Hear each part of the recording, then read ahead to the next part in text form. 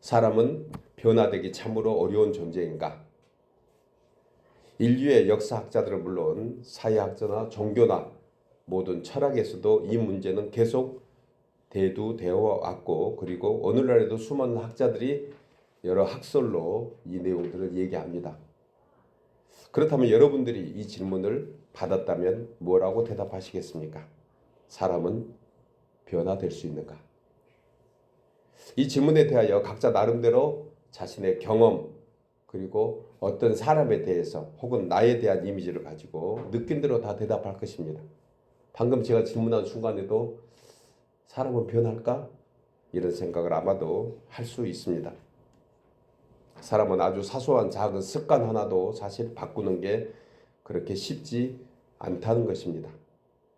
흔히 말하는 어떤 술, 담배, 무슨 기호식품, 내가 좋아하는 어떤 좋지 않은 줄 알면서도 계속 먹어지는 그 음식들, 또 나의 하루 일상에서 행해지는 모든 행사, 또 하는 말투, 행동, 표정, 이런 모든 것들을 살펴보면 과연 변화가 쉬운가 하는 질문을 우리 모두는 다 해볼 수 있습니다. 사람의 습성, 그것이 우리를 지배하고 있다는 것, 우리 역시 많이 알고 있는 사실입니다. 우리의 노력만 가지고 안 되는 것 또한 우리도 많이 경험해 봅니다. 지난 2025년 1월 시작하면서 거의 한 26일 오늘 지난 이때에 우리는 또 연초에 많은 것을 생각하고 해보겠다고 다짐도 하고 시작하는데 흔히 얘기하는 작심삼일로 끝나지 않나 하는 그러한 우리의 모습도 돌아보고 있습니다. 그런데 만약 제 견해가 어떠냐고 여러분들이 묻는다면 저는 변할 수 있다고 확신합니다. 우리 자신의 노력과 힘, 그것만 가지고 안 되기에 우리는 스스로 변할 수 없다고 얘기할 수 있지만 분명히 인생은 하나님을 만나는 순간 얼마든지 변할 수 있다는 것입니다. 공감하시죠? 작가이면서 상담가인 폴 트립이라는 목사님이 쓴 사람은 어떻게 변화되는가? 이런 제목의 책에 보면 이 내용이 나옵니다. 하나님은 우리 중 몇몇 사람만을 경건한 신자로 따로 정해 두신 것이 아니다. 하나님의 뜻은 나를 포함한 모든 그리스도인의 성숙함이 분명히 있는 것을 하나님은 알고 계신다.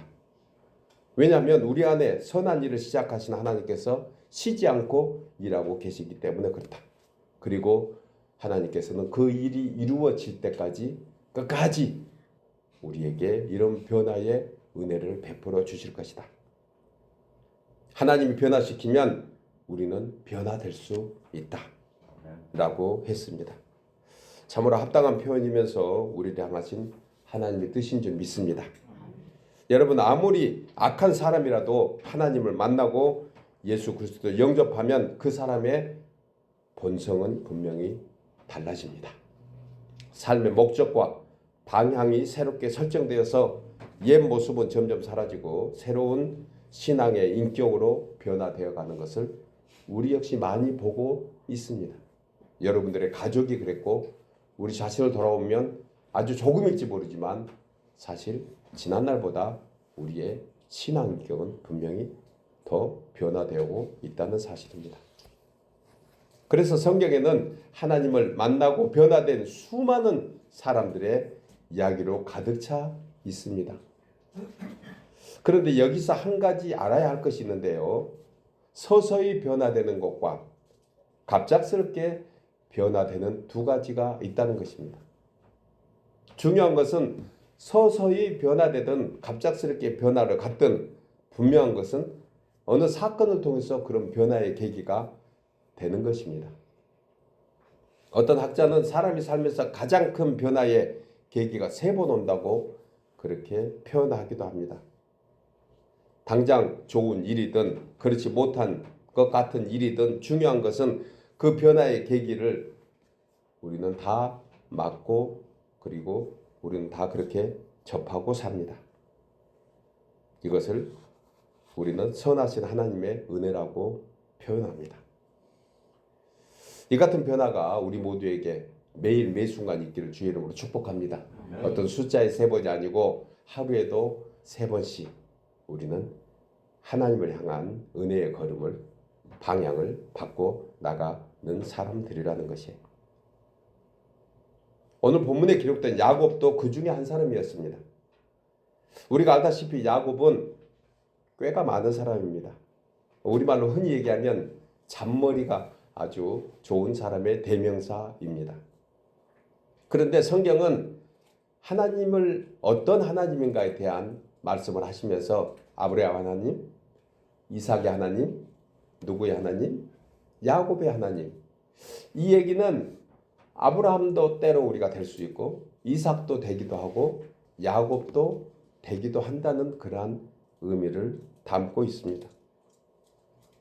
오늘 우리는 말씀 속에서 이 야곱이 창세기에 기록된 한 믿음의 선진으로만 생각하는 것이 아니고 그가 바로 나라고 생각하면 아마 어떨까 하는 생각을 해봅니다.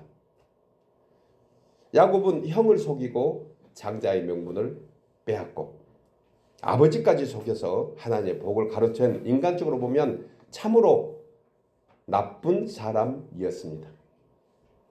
그런데요, 하나님은 이런 야곱을 변함없이 사랑하시며 모든 일에 손으로 만들어 가신다는 사실입니다. 저는 오늘 본문의 말씀을 루스에서 베델이 되게 하라 이렇게 제목을 정해봤습니다. 히브리어로 베델은 두 단어가 합성된 단어입니다. 벳과 엘이 다른 단어예요. 벳은 집을 얘기합니다. 그리고 엘은 우리가 잘 아는 대로 하나님을 가리킵니다. 그래서 이 단어를 정확하게 설명하면 벳엘 이렇게 발음하는 것이 합당합니다. 벳엘. 직역하면 하나님의 집, 하나님의 성전, 하나님의 제단이라는 뜻입니다. 이것을 달리 표현하면 이런 의미도 가지고 있습니다. 약속이 있는 곳이라는 거예요. 약속이 있는 곳. 그리고 하나님을 만나는 곳, 이것이 벳엘이라는 것입니다. 그런데 고대 사람들은 이 베델을 루스라고 불렀다고 합니다. 이 단어는 창세기뿐만이 아니고 여호수아와 사사기에서도 언급되고 있는 그러한 지명입니다. 루스. 이 뜻 역시 여러 가지 이름의 뜻을 가지고 있는데 보편적으로 편도나무가 많다 해서 아마 루스라고 그렇게 불려진다고도 합니다. 혹은 아몬드 나무가 많다고 해서 이곳을 평범한 곳이다 이런 표현으로 얘기합니다. 그런데요, 다른 사전에 보면 아주 깊은 의미를 가지고 있습니다. 길을 잘못 들다라는 뜻도 있대요. 예, 길을 잘못 들다 혹은 이탈하다 이런 의미가 바로 루스라는 단어로 해석도 되기도 합니다. 오늘 저는 본문에서 평범했던 루스, 그것이 하나님을 만나 베델이라는 축복의 장소가 된 것을 보면서 평범했던 우리 인생들, 저와 여러분 모두를 하나님을 만남으로 하나님의 백성이 되었고 평범했던 일상에서 하나님을 만남으로 특별한 삶이 인생이 되었다는 것입니다. 여러분, 이러한 루스에서 베델, 그 특별한 인생, 특별한 장소, 특별한 은혜를 얻기 위해서 그러면 우리는 어떻게 해야 될 건가? 그리고 그 루스에서 베델이 되기까지의 의미는 과연 무엇을 얘기하고 있는가? 오늘 본문에서 함께 세 가지로 깊이 생각하며 우리 마음속에 굳게 붙잡고 나가기를 소원합니다. 첫째로 루스에서 베델이 되기 위해서는 하나님을 만나는 은혜를 입어야 합니다. 나누어 읽겠습니다. 루스에서 베델이 되기 위해서는 하나님을 만나는 은혜를 입어야 합니다. 예, 본문 10절에서부터 15절까지가 이 내용을 말씀합니다. 야곱이 형 에서를 피해서 부모님이 계셨던 부엘세바를 떠나 외삼촌이 사는 하란으로 도망치듯이 가다가 저녁이 되어서 돌을 베개 삼아 잠을 자는 중에 하나님을 만나는 그런 내용입니다. 너무너무 어린 주일학교 때부터 우리는 자주 들어서 알고 있는 그러한 내용들입니다. 본문 11절 이하에 한 곳에 이르러는 해가 진지라 거기서 유숙하려고 그곳에 한 돌을 가져다가 베개로 삼고 거기 누워서 자더니 꿈에 본즉 사닥다리가 땅 위에 서 있는데 그 꼭대기가 하늘에 닿았고 또 본즉 하나님의 사자들이 그 위에 오르락 내리락 하고 또 본즉 여호와께서 그 위에 서서 이르시면서 라고 했습니다. 이는 야곱이 하나님을 꿈속에서 만나는 장면을 재현해 주고 있습니다. 본문 11절에서 야곱이 잠을 잔 곳은 뭐라고 표현합니까? 그저 한 곳이라고 했습니다. 한 곳.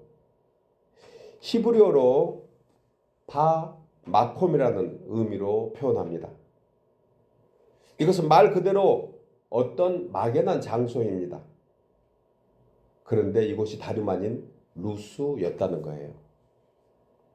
야곱은 그곳에서 돌을 주어 베개로 삼고 겉옷을 이불 삼아 외롭게 잠을 청하고 있었습니다.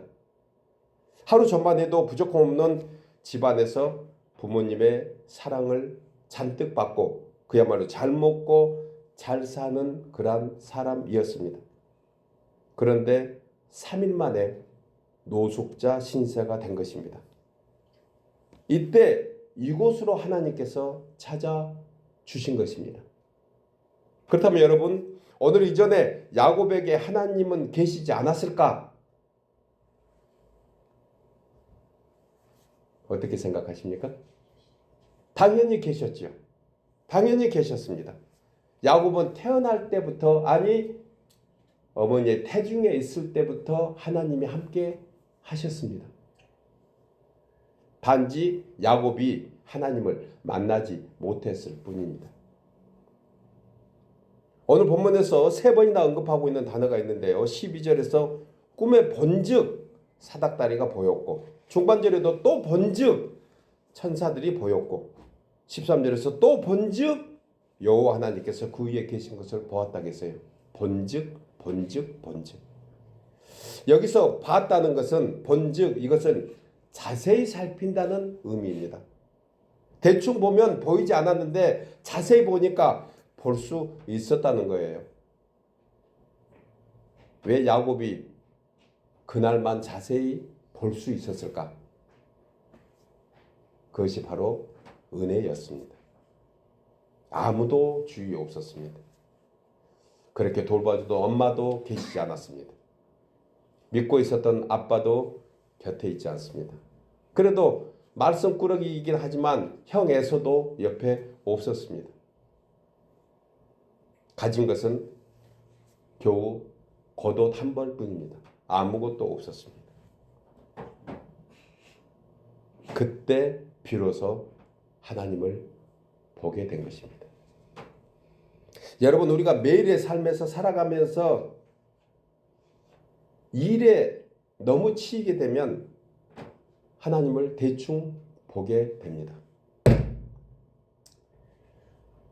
모든 일이 그냥 지나가는 일상, 이 일상에서 사실은 하나님이 우리를 지켜보고 계신다는 사실입니다.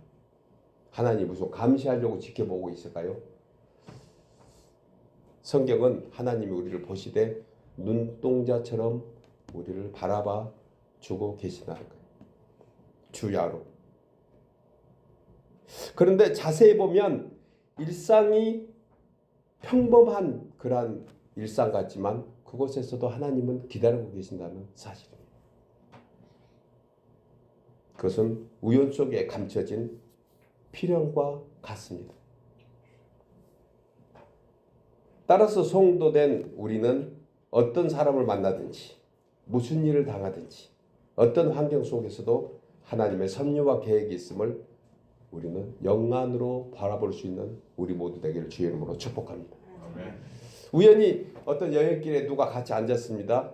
우연은 아니었습니다.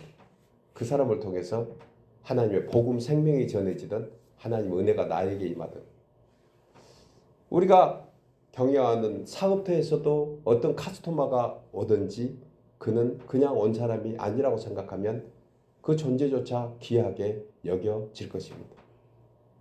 아니, 좋은 일뿐만 아니고 어떤 일에서 우리가 원치 않는 사고를 당했다 하더라도 어려움을 당했다 하더라도 그곳에 하나님의 뜻이 담겨 있다고 생각하면 우리는 어떤 일에서도 두려움이 생기지 않을 것입니다. 하나님이 그곳에도 계시기 때문에 그렇습니다. 그저 그 한 곳 평범한 그곳에 하나님이 함께 하셨다는 것입니다. 본문 11절에 야곱이 잠을 잔 곳을 그저 한 곳, 히브리어로 마콤이라는 이 말은 그냥 우연히 있는 장소가 아닌 것을 우리는 다시 한번 생각을 해야 합니다.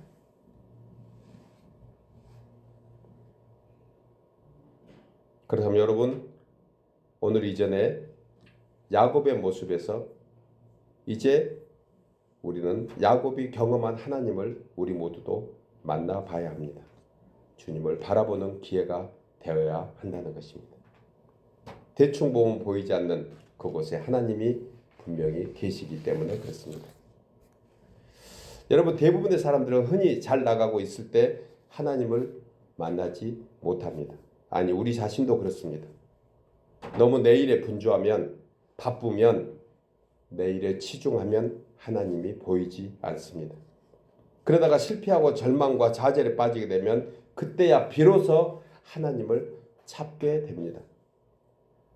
그래서 사실 부자에게는, 심령이 교만한 자에게는 하나님이 안 찾아가시는 것이 아니고 하나님이 다만 보이지 않을 뿐이라는 것입니다. 그래서 성경은 이렇게 얘기합니다. 부자가 천국에 들어가는 것이 낙타가 바늘귀에 들어가는 것보다 더 어렵다. 여기서 부자는 돈이 많은 부자를 얘기하는 것이 아닙니다.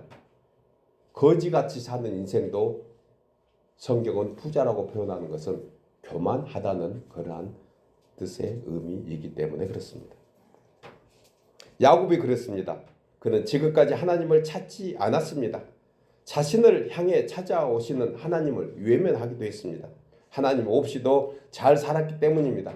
그러다가 혼자 누워서 잠을 자는 비로소 노숙자가 되고 가난뱅이가 되고 혼자라는 그 상황에 처해 있을 때 비로소 하나님을 3번이나 만나게 됩니다. 자기가 의지했던 것들이 다 무너지는, 아무도 도울 힘이 없는 인생들이 곁에 없을 때 그때 비로소 하나님을 볼 수 있다는 거예요. 이처럼 인생의 고난과 실패는 하나님을 만나는 절호의 기회가 됩니다. 혼자 남겨진 애롭고 고독한 장소에 그냥 한 곳, 그곳이 하나님을 향해 마음의 문을 여는, 하나님을 만나는 축복의 통로가 된다는 것입니다. 어느 작가는 지난 2020년에 시작된 전 세계 팬데믹 그 상황을 보면서 이 단어를 썼는데 지금도 제 마음에 깊이 울림이 있습니다. 이 팬데믹은 온 인류를 향한 거룩한 멈춤이다. 거룩한 멈춤이래요. 이 말을 우리 개인에게 접목한다면 우리가 살면서 내 원대로 뜻대로 되지 않을 때, 어떤 일로 힘들고 고통스러운 팬데믹을 당하고 있을 때, 그러나 그 아픔을 통해서 주님을 만난다 하면 그것은 거룩한 멈춤이 되었다는 거예요. 그때 비로소 하나님을 볼 수 있습니다. 여러분, 오늘날 세상은 너무 바쁘게 지나갑니다. 옆을 돌아볼 여유조차도 없습니다. 그래서 우리가 스스로 멈출지 모릅니다. 우리는 스스로 멈출 줄 아는 인생이 아닙니다. 하나님께서 멈춰 주셔야지 멈춥니다. 그리고 세상에 빼앗긴 우리의 시선과 마음을 하나님께로 돌리는 기회가 될 것입니다. 멈춤에 서러워하지 마십시오. 혹시 내 뜻대로 안 된 것 때문에 실망하고 멈춰 있습니까? 그 전에 건강했던 그러한 육신의 모습이 조금은 망가지고 아프다고 해서 힘들어 하십니까? 내 주위에 같이 있었던 많은 친구들이 멀어져 있다고 힘들어 하십니까? 그 멈춤을 통해서 시선을 달리 봐야 합니다. 그곳에 하나님이 만나 주실 것입니다. 여러분, 혹시 우리 중에 지금 루스에서 베델로 넘어가는 문턱에 있지 않을까요? 실패자로, 도망자로, 노숙자로, 아무것도 아닌 것 같은 모두가 사라져버리는 텅 빈과 공허함 속에서 하나님이 거기에 계시지 않을까요? 우리는 이제 다시 한번 시선을 들어서 하나님을 본즉 주님이 만나주시는 그곳이 루스에서 베델이 되기를 주의 이름으로 축복합니다. 두 번째로 루스에서 베델이 되기 위해서는 하나님의 언약의 말씀을 붙들어야 합니다. 나누어 읽겠습니다. 루스에서 베델이 되기 위해서는 본문 15절 이하에서 이 말씀을 하고 있죠. 내가 너와 함께 있어 네가 어디로 가든지 너를 지키며 너를 이끌어 이 땅으로 돌아오게 할지라. 내가 너에게 허락한 것을 다 이루기까지 너를 떠나지 아니하리라 하신지라. 야곱이 잠이 깨어 이르되 여호와께서 과연 여기 계시거늘 내가 알지 못하였도다. 본절에서 야곱은 하나님께서 과연 여기 계시거늘이라고 말합니다. 야곱은 그날 꿈을 꾸고는 하나님이 여기 계신다는 것을 비로소 깨닫게 되었습니다. 그런데 여러분, 사실 이곳은 야곱에게 있어서는 놀라운 은혜이며 깨달음의 기회였습니다. 자신이 누워있던 바로 그곳에서 하나님을 만났고, 그리고 그곳에 하나님이 자신과 함께 계심을 믿었기 때문입니다. 무엇을 통해서 믿었죠? 말씀을 통해서 믿은 거예요. 여러분, 좀 전까지 야곱은 혼자였습니다. 그는 노숙자 신세였고 도망자라고 했습니다. 그러나 야곱이 하나님의 임재를 경험하자 그것은 더 이상 길이 잘못 들었던 인생이 뒤틀린 그런 상황이 아닙니다. 그것은 비로소 베델이 되었다는 것입니다. 베델은 언약의 말씀이 임하는 곳을 얘기합니다. 바로 하나님의 집입니다. 하늘의 문이었습니다. 축복의 통로라는 것입니다. 야곱이 하나님의 언약의 말씀을 듣고 믿음으로 그 믿음이 자신에게 용기와 소망이 된 것입니다. 자신이 있는 그곳은, 자신이 누워있던 그곳이 하나님의 임재를 느끼게 된 것은 이 언약을 붙잡았기 때문에 그렇다는 거예요. 이 언약을 붙잡은 야곱은 비로소 하나님의 사람 이스라엘이 되기 시작합니다. 여러분, 하나님을 만난 사람들의 가장 중요한 삶의 특징이 무엇일까? 언제 어디서나 하나님의 임재를 느끼고 그것을 의식하면서 사는 거룩한 인생이 되는 것입니다. 신앙이 좋고 나쁘고의, 많고 적고의 차이는 무엇입니까? 더 많은 시간을, 더 많은 생각을 하나님께 향해 있다는 것입니다. 공감하시죠? 하나님 안에서 얼마나 많은 것을 생각하고 느끼고 있냐, 그 시작은요 성령의 감동으로 되는 건데, 그 붙잡는 것은 하나님의 말씀입니다. 나의 감정이 아닙니다. 하나님의 말씀이 우리에게는 길이고 생명이고 능력이 되기 때문에 그렇습니다. 신학적으로 이것을 구속의 은총이라고 하는데요, 구속의 은총에는 두 가지가 있습니다. 구속이 있고 구속사가 있습니다. 이 구속은 단회적인 사건을 얘기해요. 한 번의 사건, 구속은. 그래서 하나님이 우리를 구원하셨다, 이것은 단회 한 번에 완전히 완성되는 놀라운 은혜인 줄 믿습니다. 공감하십니까? 우리가 하나님이 자녀된 것은 우리의 무슨 긴 행실 그런 걸 보고 한 것이 아니에요. 너는 내 것이라. 이미 창세전에 한 번 택했으면 어떤 상황에서도 하나님의 구원, 구속은 완성된 것을 믿으시기 바랍니다. 그런데요, 구속사는 다릅니다. 구속사는 연속적인 사건입니다. 하나님 우리를 구원 주셨습니다. 그런데 베드로 사도는 또한 이렇게 얘기합니다. 너희 구원을 이루라. 이게 어떻게 보면 조금 서로 충돌되고 있는 단어 같지만 아니에요. 한 번에 이루어진 구속을 지속적으로 완성해 나가라는 깊은 의미를 담고 있습니다. 이것을 신학적으로 구속과 구속사로 나누어서 표현합니다. 그래서 하나님은 야곱을 이스라엘이라고 불렀습니다. 야곱이라는 이름의 뜻은 발꿈치를 잡다라는 뜻에서 억척 같은 경쟁적이고 투쟁하는 욕망의 소유자, 즉 속이는 자였습니다. 그 이름은 그 사람의 이미지이고 인격이니까 이미 이전의 야곱은 이런 인격의 사람이었습니다.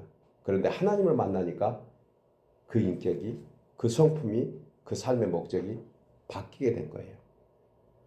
이것을 성경은 은혜라고 얘기합니다. 이 은혜는 어떤 공로나 대가로 치러진 것이 분명히 아닙니다. 말 그대로 일방적으로 주신 하나님의 선물입니다. 이것은 구속이라고 했습니다. 여러분, 놀라운 사실은 이 구속의 가치는 상상을 초월하는 대가를 치르렸다는 사실 아십니까? 이것은 그냥 되어지는 것이 아닙니다. 우리는 이 증거를 굳게 붙잡고 모두가 천국에 입성하는 그날까지 이 언약을 붙잡아야 합니다. 이사야서 43장 3절입니다. 대저 나는 여호와 너의 하나님이요 이스라엘의 거룩한 이요 너의 구원자임이라. 내가 애굽을 너의 속량물로 구스와 스바를 너를 대신하여 주었노라. 너가 내 눈에 보배롭고 존귀하여 내가 너를 사랑하였은즉 내가 너의 대신 사람들을 내어주며 백성들이 내 생명을 대신한다고 이사야는 말씀합니다. 바로 하나님 아들 예수 그리스도를 아낌없이 내어주신 하나님의 언약의 선포입니다. 우리는 이 증거를 가지고 모두가 언젠가 앞서거니 뒤서거니 다 천국에 입성할 줄 믿습니다. 이 언약은 저와 여러분을 하나님의 자녀로 삼기 위한 세상에서 그 무슨 가치로도 치를 수 없는 놀라운 하늘의 가치로 치러 주신 것입니다. 이것을 우리 모두는 믿어야 합니다. 예수님은 그 이유를 마태복음 16장 26절에서 이렇게 말씀합니다. 한 영혼이 천하보다 더 귀하고 소중하다고 했습니다. 우리 인생들을 귀하게 보신 하나님의 사랑이 있다는 거예요. 그러면서 이사야서 49장 7절에 거룩하시고 신실하신 여호와 그가 너를 택하였음이라. 여러분, 그런데 연약한 인생들은 이런 놀라운 값을 주고 구속한 우리에 대한 그 소중한 가치를 알고 깨닫기까지 단번에 되지 않는다는 거예요. 야곱도 사실 그랬습니다. 이 가치를 아는 데는 시간이 길게 걸릴 수도 있습니다.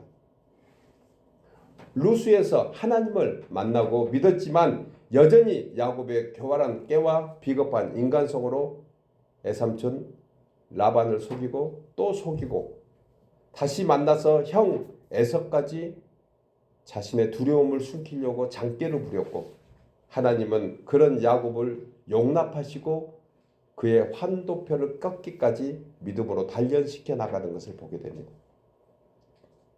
여러분, 중요한 것은 야곱은 그럴 때마다 믿음을 잃지 않고 하나님으로 살겠다는 신앙의 의지를 가진 거예요.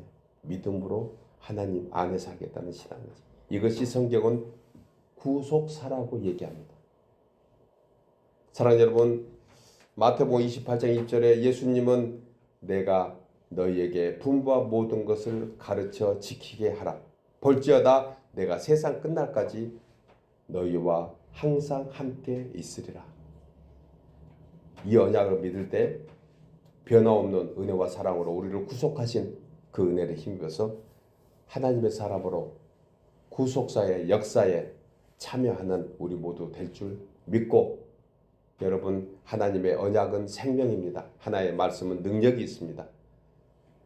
우리 다시 한번 하나님 말씀 속에 살아가는 우리 모두 되기를 주의 이름으로 축복합니다. 마지막 세 번째로 루스에서 베델이 되기 위해서는 하나님을 경배하며 주의 뜻을 따라 살아야 합니다. 나누어 읽겠습니다. 루스에서 베델이 되기 위해서는 하나님을 경배하며 주의 뜻을 따라 살아야 합니다. 본문 18절 이하에 보면 야곱이 아침에 일찍 일어나 베개로 삼았던 돌을 가져다가 기둥으로 세우고 그 위에 기름을 붓고 그곳 이름을 베델이라 하였더라. 이 성의 옛 이름은 루스더라. 그리고 이어지는 20절에서부터 자신을 만나 주신 하나님을 믿음으로 이제부터 하나님의 집 베델에서 살아가려는 야곱의 구체적인 신앙 의지를 보여주고 있습니다. 여러분, 루스라는 단어는 오연적으로 특별한 뜻이 없다고 아까 함께 살폈습니다. 그런데 본문 11절에서 그것도 또한 그냥 한 곳이다 이렇게 했던 것을 우리는 함께 살펴봤습니다. 보잘것 없는 거예요. 황당하다는 거예요. 이런 황막한 루스가 베델이 된 것은 이제부터 야곱은 하나님께만 뜻을 두고 살겠다는 그러한 믿음의 의지와 소원이 담겨 있습니다. 아무것도 아닌 쓸모없는 돌, 여기저기 찾아볼 수 있는 돌, 그저 잠잘 때 잠시 머리를 편하게 한 그 돌, 그곳에 기름을 부으니 하나님께 드리는 소원이 된 것입니다. 그냥 흔한 돌이 아니고 하나님과 이어지는 요긴하는 그러한 돌이 된 것입니다. 그 돌은 때로는 우리를 넘어지게 하는 그러한 거친 돌이었는데 하나님을 만나는 디딤돌이 되었던 것입니다. 왜 그랬을까요? 그것은 하나님을 경외하는 마음이 생겼기 때문입니다. 예수님은 이 돌을 자신을 가리켜 성전을 잇는 모퉁이 돌이라고 우리에게 설명해 줍니다. 생각해보면 이 돌은 현재 야곱이 가지고 있는 어찌 보면 가장 유일한 소유였습니다. 비록 그곳에서 죽긴 했지만 그것은 야곱이 가진 유일한 거였습니다. 어찌 보면 밤새 자신을 지켜준 물건이었을 것입니다. 그러나 이것이 하나님 앞에 드려졌을 때 놀라운 것은 이것이 하나님과 맺는 언약의 돌, 즉 하나님을 경배하는 그러한 물건이 된 것입니다. 사도 바울은 디모데전서 3장 15절에서 지상에서의 하나님의 집은 교회이며 예수님은 요한복음 14장 2절에서 내 아버지 집에 거할 곳이 많다고 했습니다. 그러면서 천상에서의 하나님의 집은 천국과 같은 천국인 것을 말씀합니다. 대신 지상에서의 교회는 어떻습니까? 이곳은 하나님을 만나는 장소가 되어야 됩니다. 이곳에서 하나님을 만나면 천성에 가는 길을 알지 못하기 때문에 그렇다는 거예요. 여러분, 이 두 곳에는 아주 중요한 의미를 담고 있습니다. 그것은 하나님의 구속, 즉 하나님의 가족이고 식구가 된다는 뜻입니다. 이것은 무슨 의미입니까? 하나님이 영원히 책임져 주시겠다는 것입니다. 그래서 오늘도 우리는 아버지 집인 주님의 몸된 교회에 와서 하나님을 예배하고 있는 줄 믿습니다. 만나고 돌아가야 돼요. 예배 때마다 하나님은 우리를 만나 주실 것입니다. 그리고 그 하나님을 우리는 굳게 붙잡고 나가야 합니다. 이것이 바로 하나님을 경외하며 경배하는 성도의 모습인 것입니다. 그런데 이런 놀라운 은혜와 사랑을 받았음에도 불구하고 그 은혜를 저버리고 다시 세상으로 내 눈에 마음에 좋은 대로 내 생각대로 내 원대로 내 뜻대로 육신의 정욕, 안목의 정욕, 이성의 자랑에 돌아간다면 하나님의 자녀가 되었음에도 불구하고 아담과 하와처럼 고생과 고난의 인생사례가 될 수밖에 없다는 사실 또한 알아야 합니다. 그래서 예수님은 포도나무 비유를 통해서 이렇게 얘기합니다. 아마 제가 2025년 새해를 맞이하면서 이 말씀의 비유가 계속 이어진 것 같습니다. 너무너무 우리에게 중요해서 성령께서 저에게 말씀을 주시지 않나 해서 다시 한번 살펴봅니다. 포도나무 비유에서 이렇게 얘기합니다. 너희가 나를 떠나서는 아무것도 할 수 없습니다. 이 말씀을 다른 표현으로 하자면 하나님의 자녀가 되었음에도 불구하고 하나님의 뜻대로 살려고 하지 않으면 축복의 자녀로 살아갈 수 없다는 것입니다. 이 내용을 사도 바울은 로마서 1장 21절에서 하나님을 알되 하나님을 영화롭게도 아니하며 감사하지도 아니하고 오히려 그 생각이 허망하여지며 미련한 마음이 어두워졌나니 스스로 지혜 있다 하나 어리석게 된 것이라고 했습니다. 여러분, 사람이 하나님 안에서 살아갈 수 있다는 것이 얼마나 귀한 축복인지 모릅니다. 하나님 안에 사는 사람들은 세상에서 어떤 지혜자보다 훨씬 지혜로운 사람이 되는 것입니다. 이는 하나님 곧 하나님께서 모든 것을 책임지시고 하나님께서 함께 하신다는 사실을 믿기 때문에 그렇습니다. 하나님은 이사야서를 통해서 이사야서 41장 9절에서 이렇게 말씀합니다. 내가 땅끝에서부터 너를 붙들며 땅 모퉁이에서부터 너를 부르고 너에게 이르기를 너는 나의 종이라 내가 너를 택하고 싫어하여 버리지 아니하였다 하였노라 하시면서 두려워하지 말라 내가 너와 함께함이라 놀라지 말라 나는 너의 하나님이 됨이라 내가 너를 굳세게 하리라 참으로 너를 도와주리라 참으로 나의 의로운 오른손으로 너를 붙들리라. 여러분 이 귀한 언약을 굳게 붙잡는 우리 모두 되시기를 주의 이름으로 축복합니다. 아멘. 우리에게 하신 일을 본문 15절에서 다시금 이렇게 얘기합니다. 내가 너와 함께 있어 내가 어디로 가든지 너를 지키며 너를 이끌어 이 땅으로 돌아오게 할지라. 내가 내게 허락한 것을 다 이룰까지 너를 떠나지 아니하리라. 아멘. 여러분 이 사실을 어떻게 알 수 있습니까? 하나님을 만나고 믿으면 알 수 있습니다. 그럼 어떻게 체험할 수 있습니까? 하나님께 뜻을 두고 살아가면 체험하게 될 줄 믿습니다. 이 한 주간이 그런 복된 한 주간 되기를 축복합니다. 아멘. 하나님께 뜻을 두십시오. 하나님이 어디 계신가? 아니 하나님 보이지 않으시면 부르십시오. 그러면 우리 뒤에서 음성이 들려올 것입니다. 우리의 이름을 부르시면서 내가 여기 있노라. 사랑하는 여러분, 사람은 매일 무엇인가를 선택하면서 합니다. 중요한 것은 무엇을 선택하느냐에 따라서 결과가 달라지는 거예요. 눈에 당장 보이는 현실만 쫓다가 결국 아무것도 아닌 루스로 끝날 것인지 아니면 비록 황량하고 보잘것 없는 하찮은 루스이지만 하나님을 만나고 하나님을 믿음으로 하나님 안에서 살려고 하는 뜻을 세우고 살아갈 때 하나님 아버지께서는 우리의 삶 속에 항상 함께 계시고 책임져 주시고 은혜와 사랑으로 영원히 함께 하심을 믿는 루스에서 베델의 은혜가 우리 모두에게 임하시기를 주의 이름으로 축복합니다.